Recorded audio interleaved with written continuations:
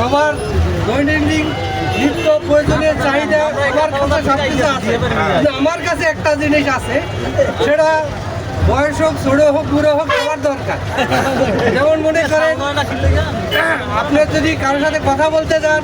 কারোর সাথে কানাকানি করতে যান, মুখেতে দুর্গন্ধ আসতে পারে, এই জন্য আমার কাছে একটা চকলেট আছে, ভিক্স। তারপরে কিছু ভাইয়ের পদভ্যাস আছে, এই জায়গায় না বললে চলে, তারপরে বলি জিপায় চাপায় দেয়, একটু টান টন দেয়, আমার মুখেতে গন্ধ হয়, এই জন্য ভিক্সটা খাইলে আর গন্ধ থাকবে না, এবং আমার সামনে যায় কথা বলতে পারবেন,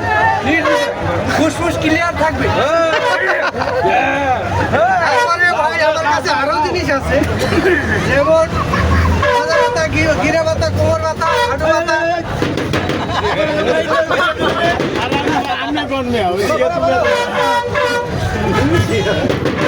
ব্যথা ভাই ব্যথা জ্বালা যার আছে সে বুঝে, অষ্ট দাঁতের ব্যথা,